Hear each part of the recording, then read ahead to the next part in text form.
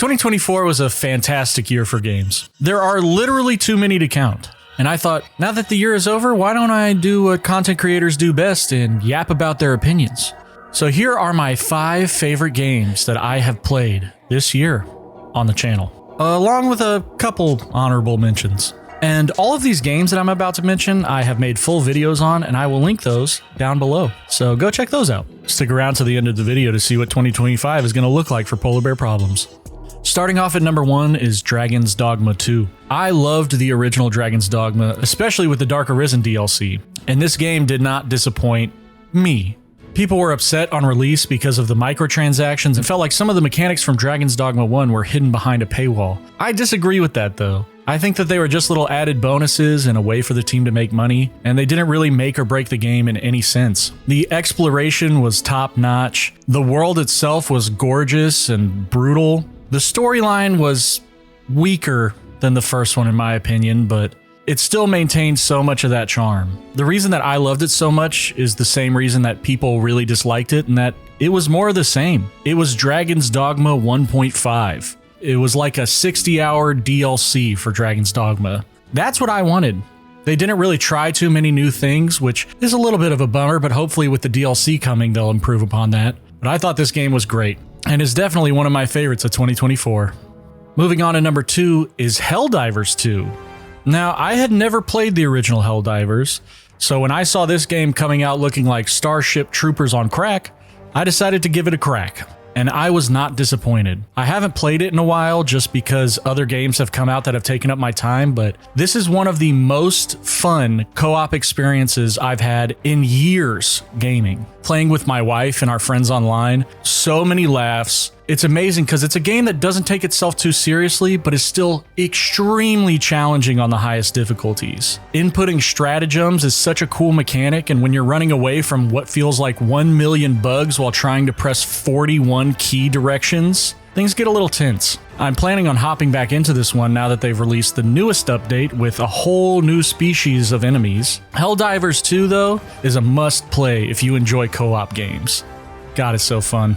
Number 3 is a little bit of a weird one. Pacific Drive. I love survival horror games, and I love roguelikes, and that's what Pacific Drive is. I never thought it would be so fun to maintain and upgrade a car while driving through an anomaly-ridden forest, but here we are. Played it for about an hour, and that's what that YouTube video consists of, but I've probably put 25 or 30 hours into it, and it just keeps getting better and better. The story is just good enough to keep it going, and the character interactions are honestly hilarious. But where this game really shines is its gameplay loop. There's something so enthralling about maintaining this car while you're trying to get enough pieces to upgrade a special part so that you can move on to the next zone. And every run feels different, but just similar enough. If you enjoy roguelikes, I would definitely give this one a try. Speaking of roguelikes, that brings us on to a Game of the Year contender, Balatro. I love poker. In my real life, I used to go to card houses a lot. I've won a few tournaments, I've played a lot of cash games, and let me tell you, this game is so fun if you enjoy card games. Even if you don't enjoy card games, this game is great. The different combination of the starting decks with the jokers makes every build feel just as impactful as the last, while still being extremely unique and different. You know the old saying, there's more than one way to skin a cat? There's gotta be 2 billion ways to skin Balatro. If you want a game you can sit there and play for 10 minutes or 10 hours, Balatro definitely scratches that itch. And now that it's on mobile, you can even while playing. That brings it to an 11 out of 10 in my book.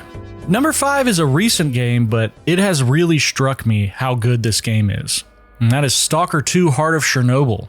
I always loved more tactical FPS games like Escape from Tarkov and Rainbow Six Siege, but I just don't like the multiplayer on those games. Stalker 2 is a tactical shooter without the other people.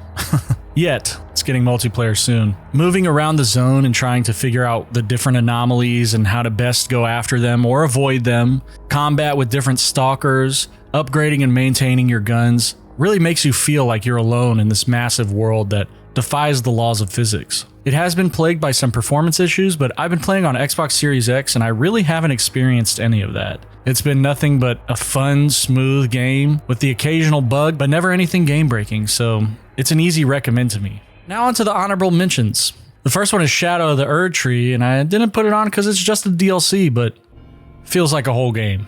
This is exactly the DLC that I wanted for Elden Ring, and let me tell you, it does not disappoint. The new weapons, the new weapon arts, the new enemies, the new bosses, and the entire new map are all so fresh and vivid. It makes you feel like you're back in Dark Souls 3 stepping into the painted world for the first time. Shout out my Dark Souls fans. If you've been debating getting Shadow of the Erdtree, first off, why? Second off, get it. It is one of the best DLCs I've ever played. Right on par with the Shivering Isles of Elder Scrolls Oblivion and Blood and Wine from The Witcher 3. Seriously, this game is great. And my final honorable mention is Super Mario RPG.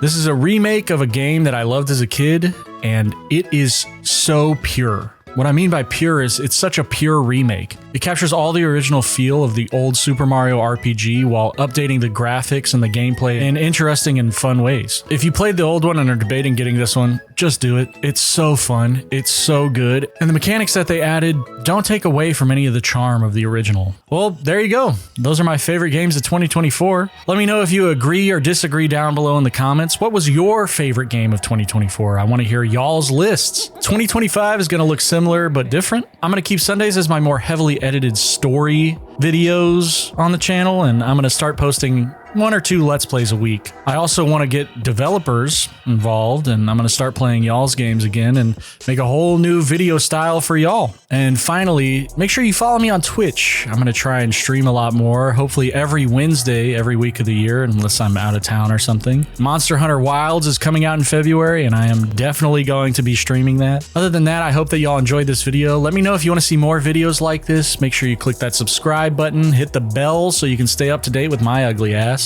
And I hope to see you next time. Love y'all. Bye-bye, bear buddies. Mwah.